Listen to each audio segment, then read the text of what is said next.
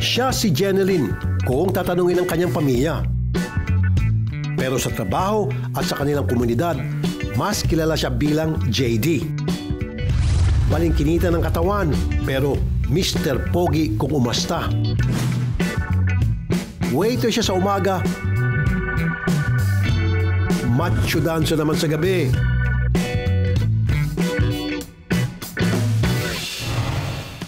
Tubong ormok latest si JD. Panganay siya sa dalawang magkapatid na babae. Bata pa lang si Ate Jeneline, hindi manika kundi baril at bola na ang mas trip laruin. At pagtungtong naman ng koleyo, babae ang mas trip niyang mahalin. Nag-out po ako is tinapos ko po yung college. So, may mga crush ako, hanggang crush lang, pero hindi ako nagjojowa, ganun. Kasi ayaw ko parang mag-out nun, natatakot pa ako, ganun. Yung first na naging jowa ko po is hindi po talaga tanggap ni mama. Parang question din ng lolo ko, bakit daw ganito ako, ganun, bakit daw babae. Siyempre noong una, talagang hindi tanggap ng kanyang pamilya. Pero hindi nagtagal, lumambot rin kay JD ang kanyang pamilya. Hindi namin tanggap. Pero kalaunan, natanggap lang namin kasi ganyan siya eh. Kung yun nga sabi, kung saan ka masaya, di suportahan. Di po talaga ako mahilig sa lalaki. Parang yung lalaki po na yun nagkagusto lang sa akin, tapos tinakot po ako ng mama ko na pag 30 plus daw ako, mahirapan daw umanganak, 50-50 daw. Kaya nag-anak po ako na wala pang 30. Kapalit ng taus-pusong pagtanggap, may isang pangarap ang pamilya ni JD para sa kanya. Sabi namin, mag-ano ka, kahit isa lang, para pag matanda ka na may kasama ka, ganun. Dahil sa kanyang short hair at sa unang tingin, pagkakamalan mong gwaping si JD. Pero, aba, may ilang lalaki rin daw ang nangas na manligaw kay JD. Siyempre, asiwang-asiwa si JD. Pero isang araw, naalala niyang habili ni Tita Annalisa. Kasi sabi namin, mag-ano ka, kahit isa lang, para pag matanda ka na may kasama ka, ganun. Kahit si JD mismo, pinangarap din daw na magkaroon ng cute na baby na kanyang arugain, palalakihin, at magsisilbing kaligayahan sa kanilang pamilya. Dahil dyan, noong tumungtong siya sa edad na 25, napagtripan daw ni JD na makipag-date sa isang lalaking matagal nang may crush sa kanya. Lagi po siyang nag-aano sa akin, nagyayaya ng date, pero ayaw ko pong umano. Tapos nung naisipan ko na po talagang sabi ko na gusto ko na din mag-anak kasi matanda na din ako. Tapos yun po, nakipag-date po ako. Tapos sinakto ko po na fertile ako. Wala naman, kumain lang naman po sa labas. Alam mo naman po, hindi naman po lahat ng lalaki, horny, ganun. Saktong fertile ako, kaya ganun. Parang nagpunta kayong hotel, ganun? Opo. Pero yun na, isang beses. Nagngumusta siya, nakikita ko siya, pero hindi ko na po siya pinapansin. Ayoko po ng lalaki po talaga. Ito ang una't huling beses na nakipag-date at nakipagtalik siya sa isang lalaki na hindi pa niya talaga kilala. At ito na nga ay nagbunga. Taong 2016, isinilang ni JD ang kanyang kaisa-isang anak na si Calvin. Kakaibang saya at lakas daw ang dinulot ni Calvin kay JD. Yung tipong gagawin niya lahat, may bigay lamang at mapabuti ang lagay ng minamahal. Hanggang kaya pa po ng katawan ko magtrabaho. Hanggang kaya po magdoble ng trabaho. Kasi ngayon ko po nalaman na pag nagkaanak ka, lifetime na din po yung responsibilidad mo. Kailangan mong mapakain, mapaaral, mabigay yung lahat. Ganun nga siguro kalupit ang pagmamahal ng isang ina. Ano man ang gender orientation niya. Yun nga lang, may pagsubok.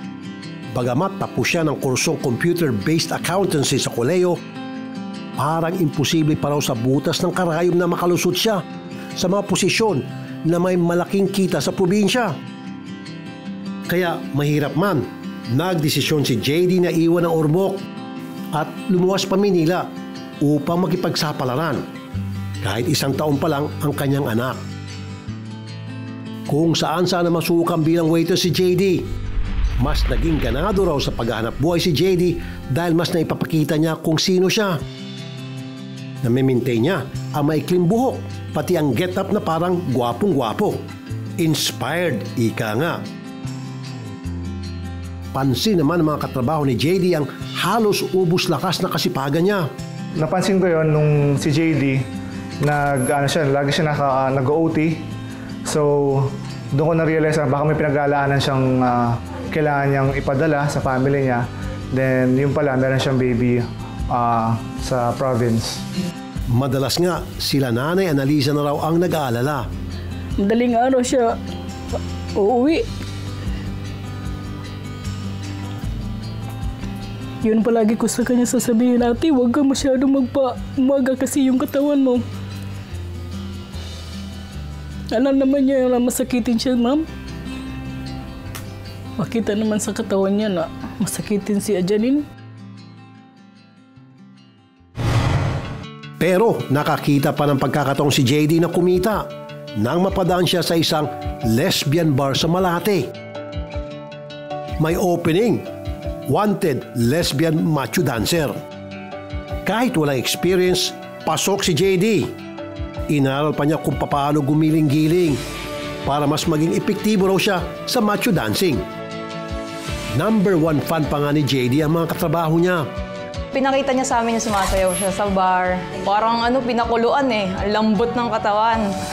Sabi niya, gusto mo turuan kita? Tara, pasok kita dun sa ganun. Sabi ko, ayoko. Sabi niya, kaya lang masakit daw sa tuhod. Kaya hands up sa kanya kasi ang bilis niyang matuto dito sa store.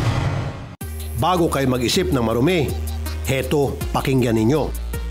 Dito sa lesbian bar na pinasok ni JD, hindi sila pwedeng maghubad o basta-basta na lang magpakita ng balat. Paborito raw si JD ng mga matatandang babae.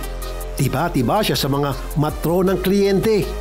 Bukod sa kanyang sinasahod, nakakatanggap din daw siya ng hanggang 3,000 pesos na tip sa pagsasayaw. Sa kabila ng pagiging pisikal na malayo sa anak at sa pagiging busy niya sa trabaho, sinisikap pa rin daw ni JD na mapalapit sa anak sa pamamagitan ng teknolohiya. Pag umuwi po ako, nakikipag-video call. Minsan kahit sa break time, tumatawag po ako. Pag bago umalis, tumatawag. Para at least hindi ko lang din po na wala din po sila dito. Ganun. Pero amin na nga doon si JD na madalas hindi ito sapat at tinatamaan pa rin siya ng lungkot. Minsan po, bigla po akong natutulala, tahimik. Pero parang hindi po pwede maging ganun ako eh. Pero heto't meron na namang pagsubok. Matapos ang 1 taon, kinailangan i-renovate ang bar. Sarado muna ito ngayon. Hindi naman pwedeng makabakante si JD. Bukod kasi sa HA zone na si Calvin, si JD na rin ang tumatayong breadwinner ng kanilang pamilya sa Ormoc. Balik sa pag-waiter ang ating machong mama. Pero hindi talaga maiwasang kakayod kalabaw siya ngayon. Pangarap din kasi niya makauwi sa Leyte para makapiling na sa wakas ang kanyang anak. Nagpaplano din naman po ako mag-settle ulit sa amin. Nag-iipon lang. Din po doon sa bahay namin. Kasi nagpapaayos din po ako doon eh. Pinapaayos ko po. Tapos pag nagkaipon po medyo malaki na kayang magnegosyo, ganon po. Yun, baka mag-settle ulit ako sa amin. Kung sa lesbian bar, 11 p.m. hanggang 8 a.m. ang pasok ni JD, alas 9 ng umaga, nagsisimula ng araw niya. Kakain, maliligo, paspasan ng ilang gawaing bahay. Saka maglalakad papasok sa trabaho. Kapag nagbukas na uli ang lesbian bar, babalik daw uli roon si JD. Alam niyang mahirap, pero gagawin daw niyang lahat para sa kinabukasan ng kanyang pinakamamahal na anak.